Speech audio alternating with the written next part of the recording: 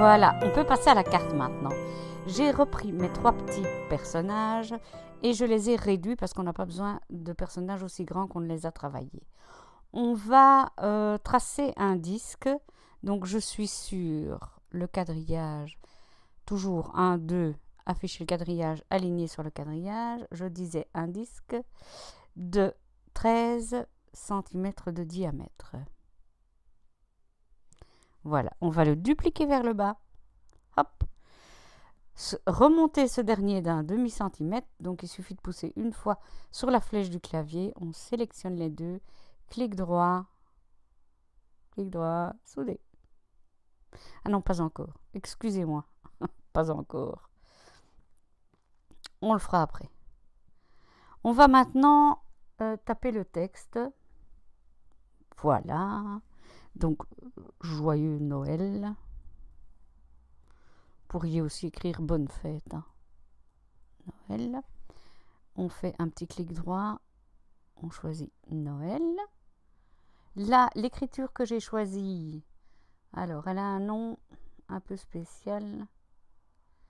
Attendez, hein. Voilà. Regardez. Zei Siegel Felt Type Pen.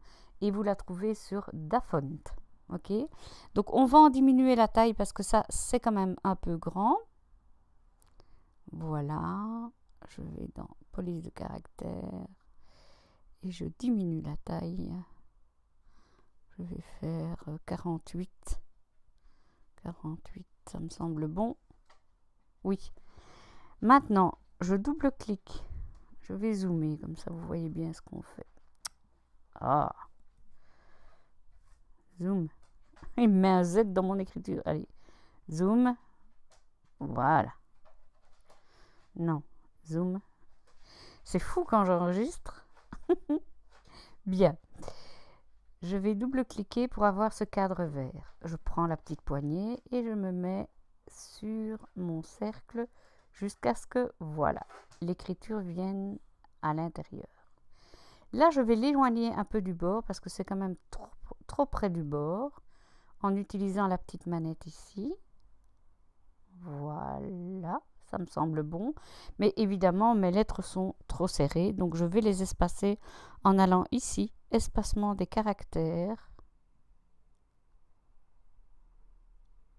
Voilà.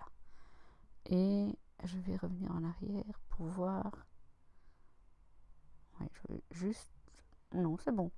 Parce que si vous voulez le bouger, vous voyez, vous pouvez encore le bouger comme ça. Voilà, ça me semble bon. Maintenant, je vais créer tracé composite avec mon texte. Juste mon texte, d'accord? Voilà. Et est-ce qu'il bouge? Oui. Donc ça va, il n'est pas groupé avec mon disque. Je craignais qu'il ne soit groupé avec mon disque, ça arrive parfois. Donc je reclique sur mon premier disque, mon second disque, clic droit, souder. Voilà. Mon texte, je vais le mettre directement dans la couleur rouge et la couleur de trait, aucune. D'accord? Mon trait ici, on va travailler comme on a déjà fait, on va en augmenter la taille. On va mettre 8 points. Voilà.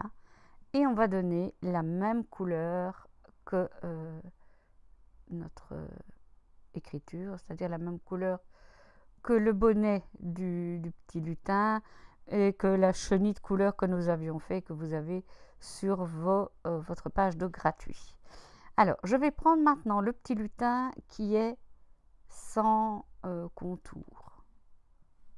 Hop, hop, hop. Et je vais le placer là.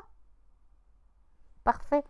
Ne le faites pas trop grand parce que si son bonnet vient ici, vous allez avoir un souci, ça va être moins joli. Il faut quand même qu'il y ait un écart un peu équivalent partout. On va le faire mais un chouïa plus grand, mais guère plus. Voilà. Vous voyez? Il ne faut vraiment pas qu'il soit trop grand. Maintenant, on va grouper tout ça. Voilà. on va retourner sur notre grille.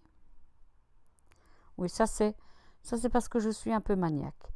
Vous annulez l'alignement.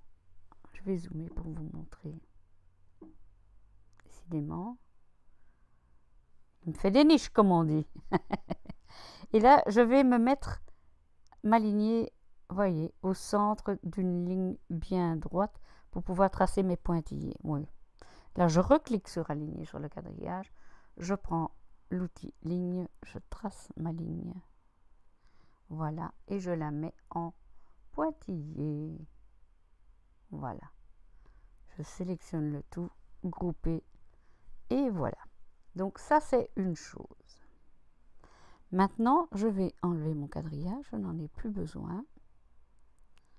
Voilà, et l'alignement.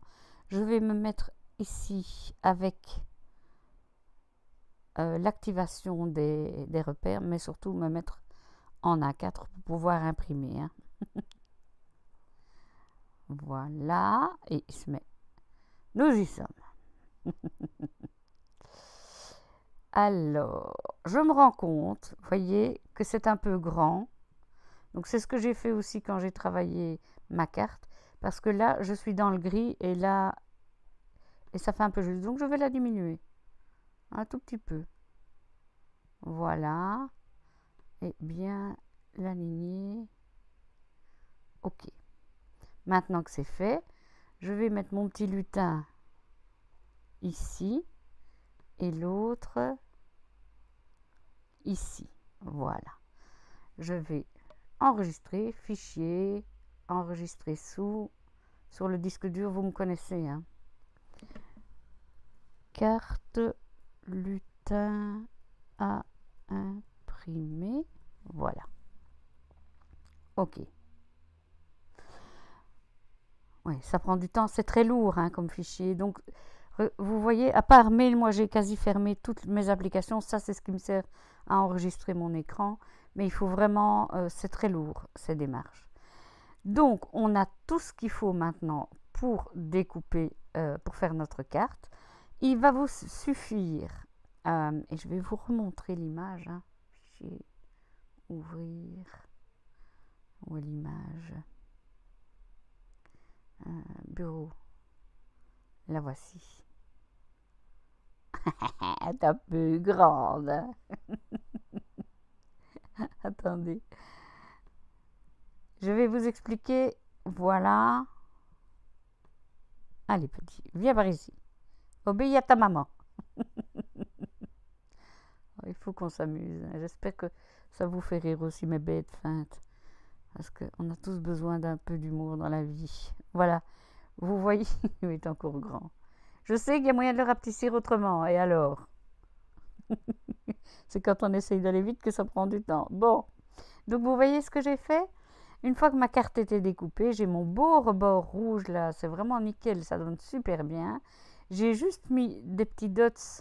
Enamel dots, ça s'appelle, de chaque côté du mot. Là, eh bien, j'ai mis avec de la mousse 3D le premier qui a été découpé sur l'autre qui était imprimé. Et puis, j'ai mis le visage par-dessus. Et là, ici, j'ai mis une petite déco qui est une déco qui vient de la collection Falalala de Crate Paper. Ils en ont encore, je crois, sur la fourmi créative, mais il faut se dépêcher parce qu'il n'y en a plus beaucoup. C'est un paquet avec des étoiles comme ceci, il y a des rouges et des vertes. Voilà. Maintenant, on va s'attaquer à l'intérieur de la carte.